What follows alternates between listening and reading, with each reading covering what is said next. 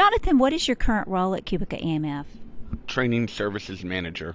I started in 2001 at AMF Bowling Centers as a front desk counter person, rising to Assistant General Manager before coming over to AMF Bowling Products, which is now Cubica AMF, as a technical support rep, then transferring to the training department, and now as a Training Services Manager. You have a little bit of a passion for Disney. How did that get started? True. From a young age, I was immersed in the Disney experience. It's kind of grown on me. I kind of use that today when I train, kind of give people the best experience from a customer service standpoint. If you were stranded on an island with 100 people, you were to get kicked off for talking too much about work. So, are you a sporting fan? I tend to follow the Steelers with football.